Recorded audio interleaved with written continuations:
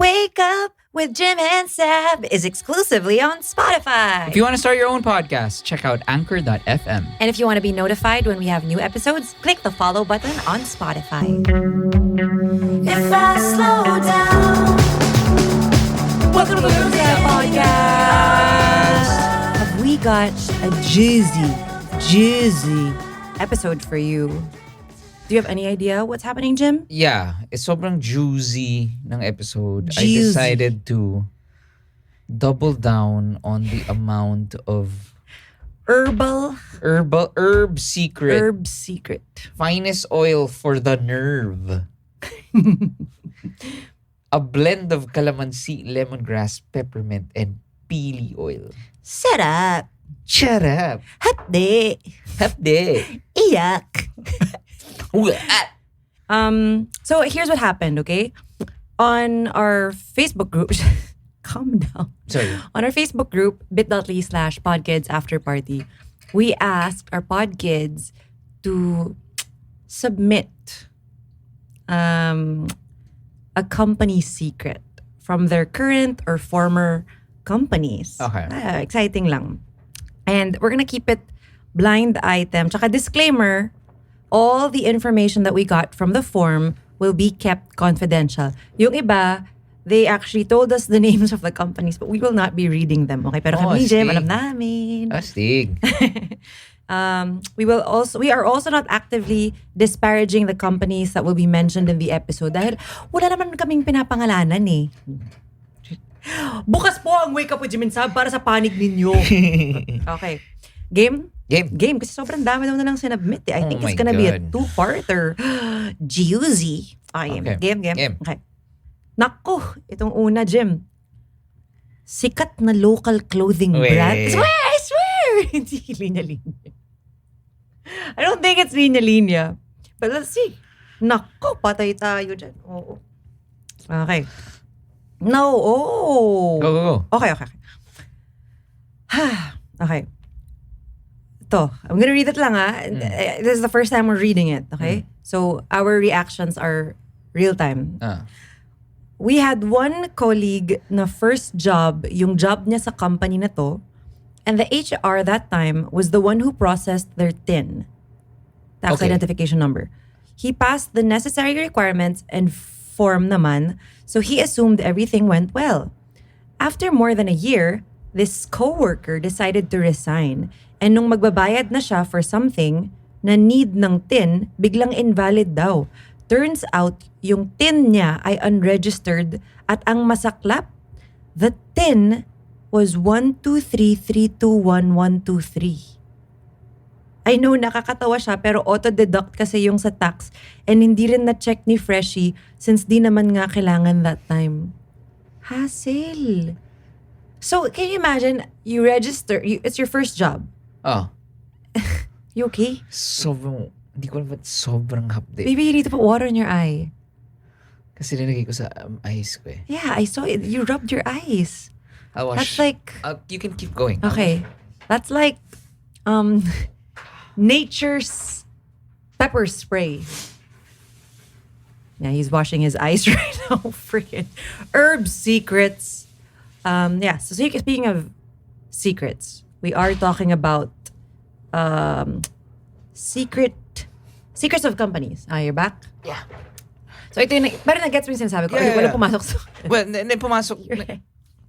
Stop touching your eyes. Nagets ko naman. So may tin siya. He is in pain, friends. Tapos, syempre may dindeduct ka, diba? Ng tax. Hindi pala nilalagay sa... Hindi binapangbayad ng tax kasi hindi pala siya registered. Imagine, okay. So, sino ang... Yung so company. what the company was getting them, deducting the money.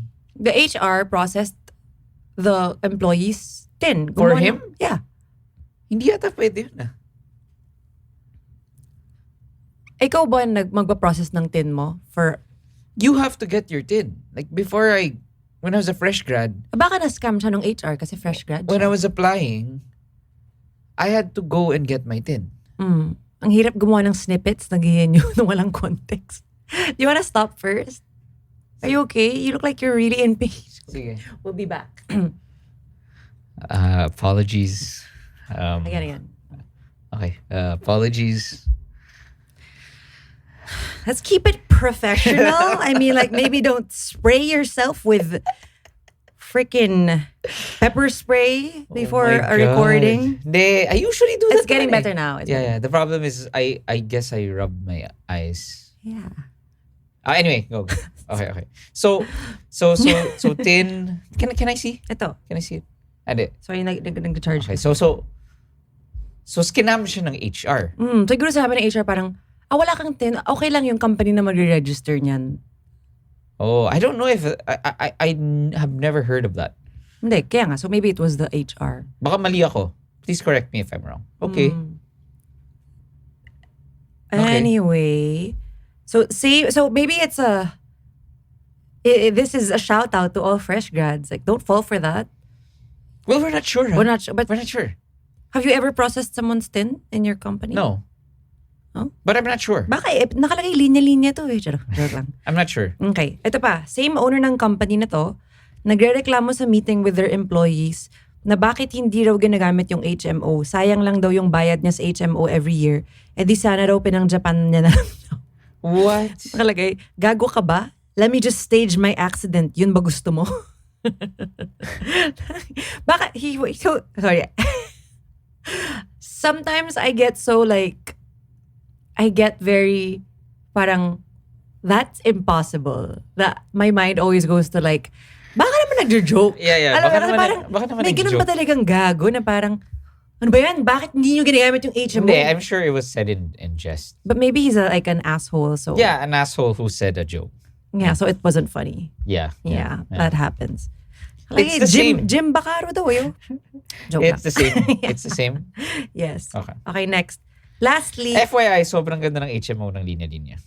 Just have to say. Wow. Nice. Naol.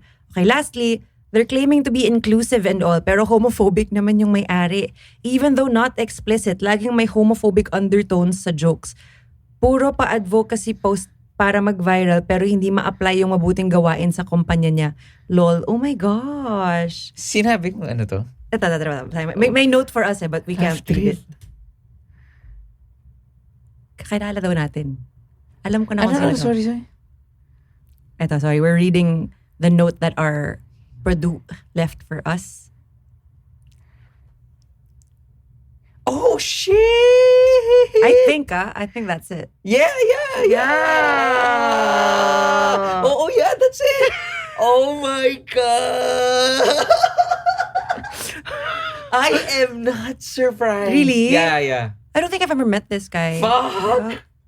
Jeez. Astig! Anong astig? No, I mean... Ilabas na natin yung pangalan niya. Hindi. Oh my Isumbong God. isumbong mo sa HR nyo. Ay, wait. Scammer rin pala yung HR. Lahat yun under that company? The HR, and then the homophobic? Oh my God. So that person saw me when I visited? Yun ba yung was nakasunod? there when... Ay, sorry. Shh. Quiet. Okay, game. Okay, game. Next. Here. A famous BPO company here in the Philippines. Okay, ito yung secret, ha? Mm-hmm.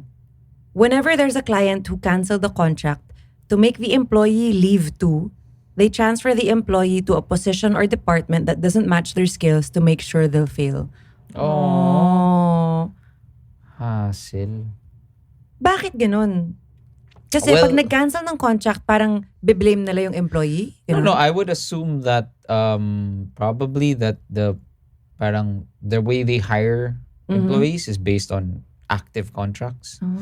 So let's say, like parang why get an account manager parang they only get an account manager if there's an account. I guess. Oh, that sucks. They actually name dropped the company for us only. Pero don't. Okay.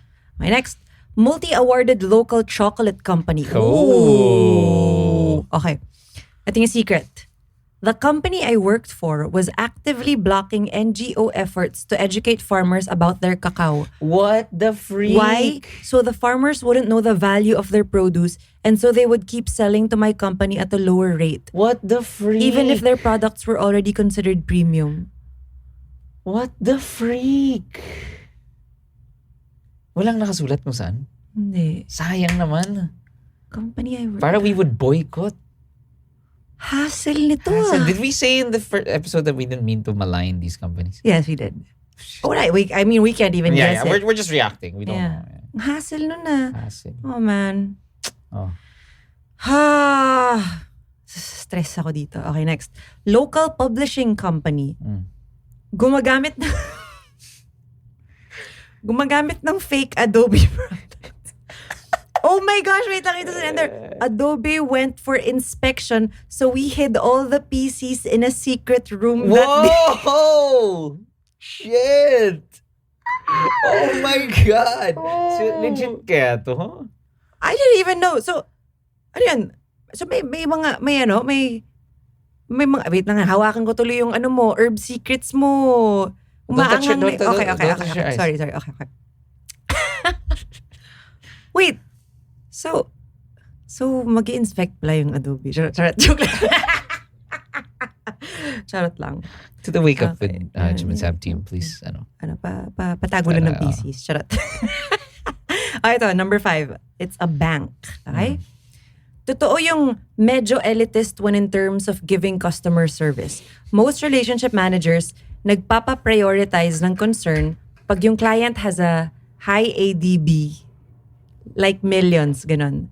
I think deserve naman to give them priority, pero nakakairita lang yung laging ADB yung entrada nila para bigyan pansin yung concern.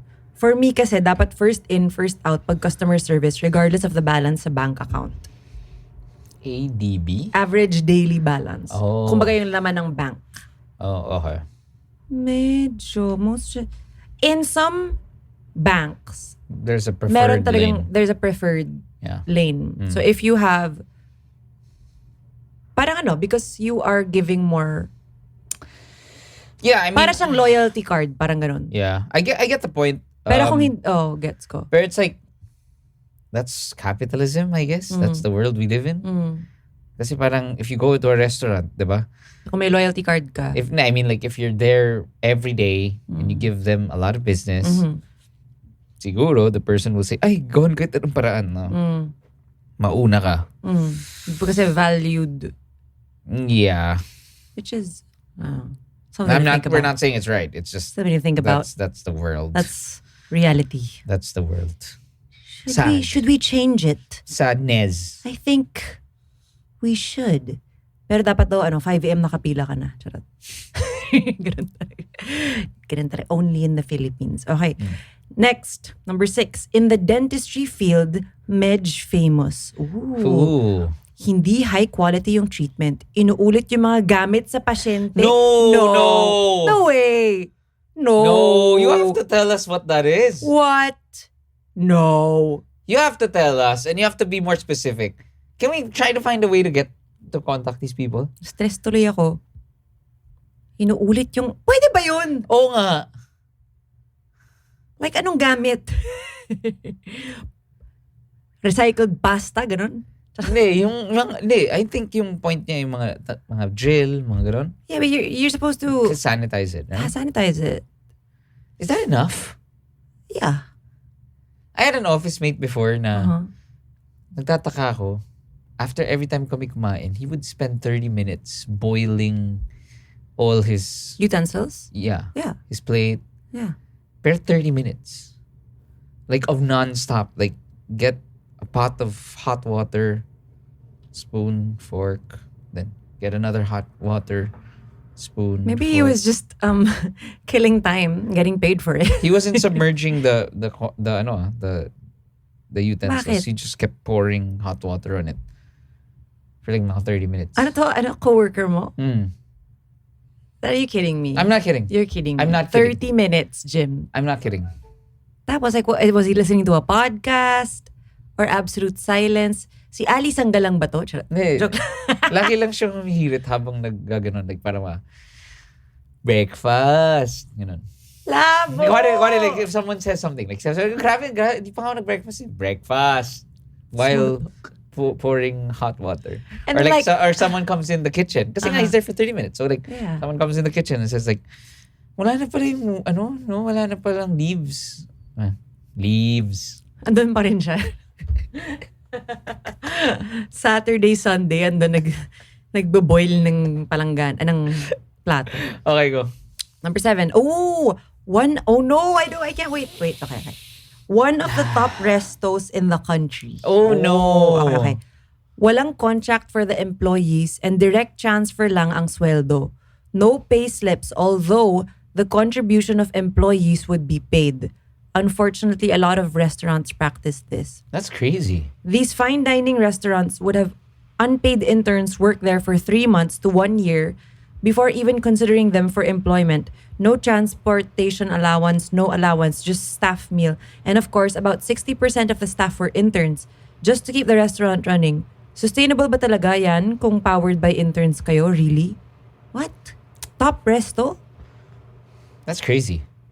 Walang contract, direct transfer. If you're a top restaurant, Kaya yun. Like, I mean, walang payslip? that's the thing. If people don't ask for it, then they can get away with it. Ask for it, please. Yeah. Well, maybe, obviously, this company is like... Ito yung mas gets ko pa na kung let's say yung deductions. Ito yung nakakatakot Kung kasi what happens is like they deduct money from your sweldo. So let's say you're supposed to get 20,000. Instead of getting 20,000, that's why you get 15,000 because they get withholding tax, they get SSS, all the benefits, your contribution, because there's a contribution of the employer and the employee. So they get that, right? If you don't have a payslip and you don't see parang proof, there are some people who end up like si Tin kanina na what? Hindi pala binabayaran. Kinakaltasan nyo ako all these years and then hindi nyo pala binabayaran ko. Same with business. Like one of the horror stories talaga sa business is yung accountant mo. Yeah. So you pay your accountant, right? To pay BIR. If you're not meticulous enough, and you're like, okay, binayaran mo yung BIR, magkano babayaran this month? So, ganito, okay. If hindi ka meticulous, some accountants can, okay, hey Jim, please give me 1 million to pay the government. He gets the 1 million and then goes to Boracay for a month. That's crazy. And then next month, hey, 1 million ulit. And 3 years later, accountant quits. Yeah. And then hahabulin ka ng BIR saying, hey, you haven't paid in the past 3 years. That's wild.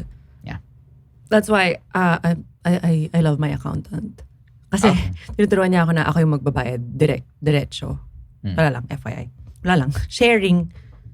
Anyway, want more fun stuff outside our podcast? Come join our Podtron community. You'll get access to exclusive content such as live coaching sessions, hangouts via Zoom, live podcast recordings, exclusive discounts, spontaneous live streams, and more. Focus with me on our co-working sessions at Discord and let's be productive together. Looking for career advice or fun recipes? Or do you just want to join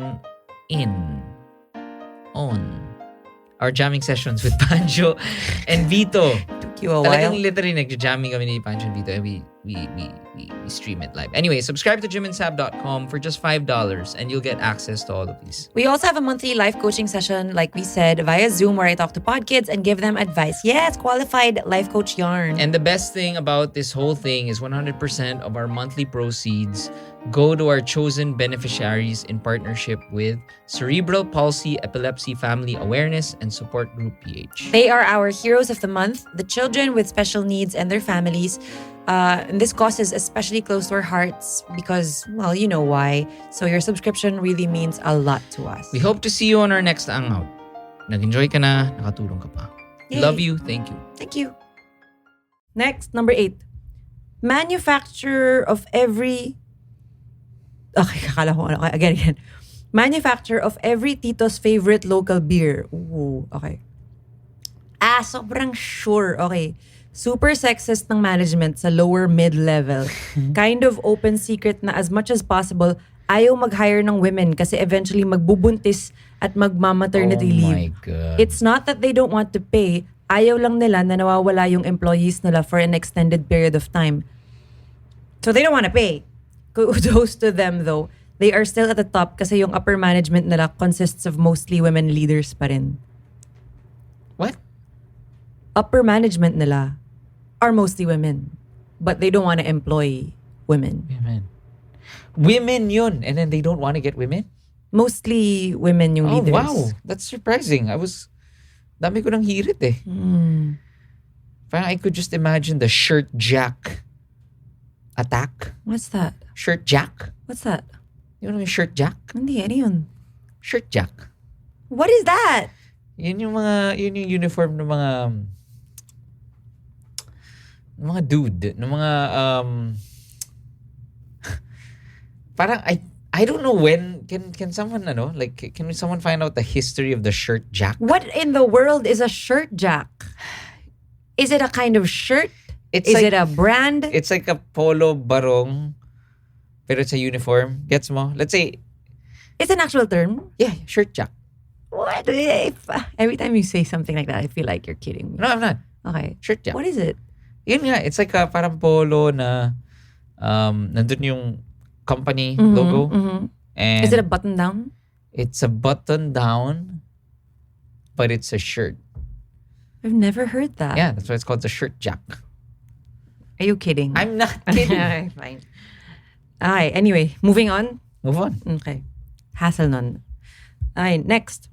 Number 9. One of the largest hotel chains in the Philippines. Room attendants use the dirty, used or not used by the guests, towels and or pillowcases to dry up things that are wet, especially in the toilet. Better watch out because anything wet or will get wet during a guest's stay will probably be dried using the dirty towels or pillowcase because of the lack of cleaning cloths given to them. FYI, it's not the company's discretion, obviously, but the person sometimes chooses to do that because of time pressure and the lack of cleaning tools. Yeah, talk about their profit after the guests stay, but they couldn't provide more cleaning tools to the room attendants. Paano? So, ang gagamitan na lang na panglinis is, parang imagine mo in... One more thing. Sorry. Imagine mo in our bedroom, when we change the bed sheets, but there's a wet spot in the bathroom. You would use the pillowcases to wipe it and stuff. It's just not hygienic. Pero lilinisin naman yung mga yun, right? Yeah, but it's just, ewan ko. If you think about it, kasi all towels and... Kasi ganun ang mentality ko eh. Like, I'm like, shucks. Parang instead of getting a franela. Yeah, a pranala. I would get a... I just like... A shirt. Ko, like, ito, a shirt. Shirt. Yes, shirt na... Yeah. Pinawisan ko. Boom. Yes. Na double function ko. Basta every time nakaka-double, triple function ako, I feel like such a winner. Mm-hmm.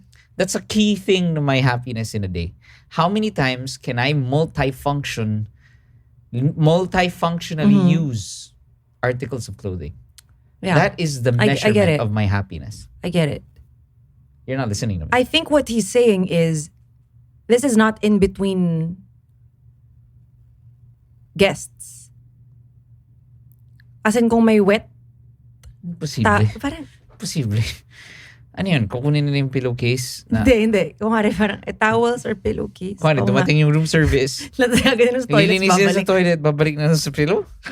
So yung guest is like, basa yung pillowcase ko. Okay lang naman siguro. Medyo pang-hits Pang-hits. Okay. Pang-rila. Okay. Ooh, okay. Number 7. Ito yung mga pangalan. Oh. Number 7, well-known weight loss clinic in the Philippines. Kasama sa performance appraisal kung maganda ka at sexy. What? Minus points pag di ka flawless and mataba ka. Whoa. Is that, well...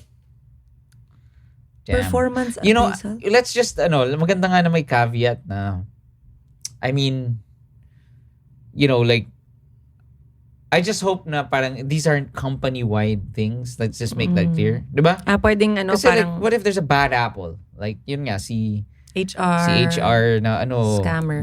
Careful ako kasi nag-move yung video ko dahil sa pagkuyakoy mo. So, let's say, sino yung kanina?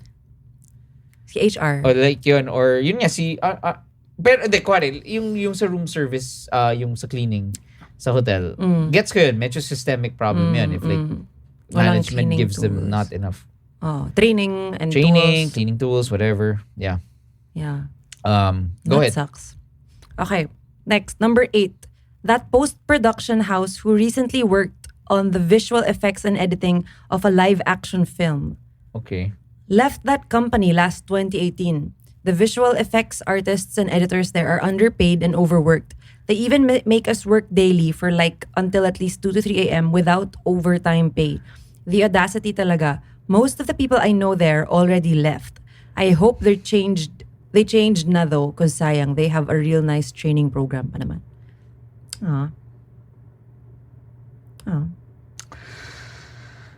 Make us work daily until 2 to 3 a.m. Yeah. Anong time kayo nag-start? Mga 5 p.m.? Hassle nun na. Well, yeah. You know what? As a member or a former member of the advertising agency? Advertising and production. Industry, it's really that. Sobrang normalized. It's really a prevalent thing. Yeah. Like, and there's some weird thing about Filipinos asking for overtime. Like, diba, remember, you kept asking me, kasi ako in my old job, I would be at the office until 1 a.m., 2 a.m., waiting for an email. Yeah. And then you'd get like so pissed. Why are you not here, baby? And then I would always say like, wala pang OT to. Anyway. Yeah. Did they ever give you OT? No. Because it's just really normalized, Parang no? offset. Parang you can go in later the next day. Parang ganun. I personally would be okay with that. Not really. But I would like to be given the choice. Na okay ka ba sa offset or? Honestly, dapat both. Because, syempre, like, imagine mo, it should be both, sabi. Kasi you should be compensated for, let's say there were so many times that I had dinner plans. Yeah. I had a gig. I had things that I planned for. Biglang, biglaan. Yung we're, biglaan. we're editing a commercial. Yeah. And then, like, the client says, like, oh, I don't like the way she smiled. Can we get another clip of her smiling na mas pasok sa brand natin? Yeah. Tapos ako like, no one fucking cares, man. Yeah. Anyway. Okay, I wasn't thinking of biglaan. That sucks. So parang yun. So, and then I'm like, oh my God, it's my sister's birthday or my girlfriend's birthday or whatever. I have to go. And you can't. Okay lang yun. So, at least nag-break kayo ng girlfriend mo tapos naging tayo. Labo, sobrang... So you have to be compensated. Yes. I feel like you have to be compensated. Yeah. So anyway. Yes. So I think working in my previous industry of television, it's just so normalized the shitty work hours. So I can't have an opinion about this. I think I guess in general, for all those interested in the creative space. Parang may pa it's like a lalo na animators, badge of honor editors. Pa yan minsan sa kanila no? Well, I think the world is changing now. Sana. I think with this generation, they're more aware. With this generation na nag-message sa atin saying na this is not right. Yeah, I mean, that's a good thing kasi I think there's a way to be creative and produce amazing results without, not sleeping. Yeah. Diba? But I hope it gets better. Yeah. Pero again, just to be devil's advocate, there is also a parang in the creative field naman. Parang it's easy to say that, like, but sometimes management can say like, dude, be more efficient. Parang you didn't meet the deadline. So that's why you're overtiming. So it's very circumstantial, but systemically there is a problem. But there are circumstances where, you're like, yun nga ako. I would wait in the office until 1 a.m. and I would look at the creatives and then they were just like, they were playing video games for like 4 hours. Yeah. So kaya kami mag-OT. Gets mo? Because hindi pa sila maka-andar, hindi pa sila maka-draw.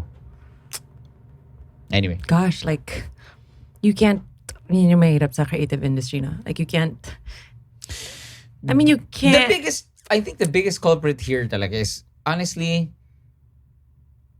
it's two things. Because, like, si Cello is working in, my sister is working in Sydney. She was the epitome of the parang, I'm a badge of honor, toxic ad girl. Stayed in the office until 3 a.m. didn't get sleep, didn't eat, did that for how Super 10, stressed. 12 years. Moved to Sydney and she's so not used to like 5 p.m. 5 p.m. Everyone's out. People reply with "I'm surfing," and that's Don't okay. bug me. Don't bug me. So yeah, And they get stuff done, right? I think there is like yung, and I think that's the good news. I think for the younger generation, na as more millennials and Gen Zers and whatever become part of upper management, mas mapapass down yung mga ganong better ways of managing and supporting creative people. Yeah. You're gonna change the world, kid. Should we we'll do the last one? Yeah. Ito, medyo sasabihin natin yung initial. Why? Yun yung nakalagay eh. Design Hindi, firm. pero baka naman hindi, I don't want to be unfair to the company. Baka naman. Sige. Wag Design firm that starts with the letter blank. Charot. Okay, yeah.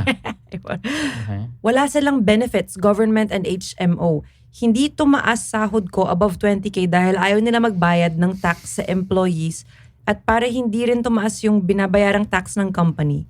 And hindi nila inaasikaso mga ibang government benefits. For 4 years na nag-work ako sa kanila, walang nalalagay sa SSS, PhilHealth at Pag-ibig ko. Also, the owner had an ice cream business pero kinopya lang nila yung recipe from another ice cream competitor. Binayaran nila yung isang staff doon para kunin yung recipe. Then nung umalis yung staff na yun sa competitor nila, binigay sa kanila yung recipe and sa kanila na nag-work. Kaso hindi siya nasweldohan ng maayos kaya umalis din. Gusto ulit nila gawin yun sa isa pang competitor pero umayaw yung isang staff. Ano ba yan? Whoa. Wait lang, a design firm na may ice cream connecting stuff. Do you know what it is? I'm thinking Based on the about letter? it. I don't know much design Isipin ko. firms. Okay. Juicy. That was very juicy. Very fun. Very juicy. Thanks for your submissions. I hope you guys are, if this is resonating with you and thinking na parang, wow, there is something wrong because it's not just me who's thinking na parang, I wish things could be better. I hope from listening to this episode, you can just remember your value as a human being and that it's okay to ask rin and honestly demand for what you're due. And if the company does not, I know it's a very privileged thing to say, but if you are able to find another job, I would suggest to put your foot down because the more people say no to this, then the more people will start making the workplace environment a better place. It's a bad way of putting it, but I hope na gets na yun. Do you agree? Kasi sometimes I think normalized lang kasi talaga sa mga industries eh. Parang, yeah. Ganito talaga, okay lang. Yeah, that's the way we can save on taxes and because you know where our taxes go, right? So I think it's just so normalized na businesses are like, okay lang yan kasi ganito, ganyan ginagawa ng lahat ng companies, and if you start saying, actually I'm not comfortable with that, so I think I'll look for another place, then employees will start being like, shucks, maybe things should change. Maybe we shouldn't be just sunod sa uso, diba? And I don't know. Yeah. And also, there's always like a systemic thing with, always the government. I would like to say though na it would be nice to always number one, my biggest regret in all the companies I joined was I ended up remembering, parang kumbaga now, looking back, I remember that there were a lot of good people in companies. But when I left, I hated the company because there was something really, really toxic about it. Okay? But there are people who are actually kind and who cared about me. So I just hope na, kunwari, let's say, parang if you do decide to quit or you decide to, I hope that you can help the people who you leave behind by informing people you think could make a change. Yeah. Okay? It doesn't mean you have to go to HR. Just tell people who maybe mas ganun yung engagement. Yeah. Who do you think are people that care enough to make a change? Tell them about what's going on. Yeah. And at least you did that. Yeah. Parang for me, more than quitting and like, for me, do that because you're helping all the other people who will join that company or the people who are the good people who are part of that company. Yeah. All right. Thanks, Bye. guys. Bye.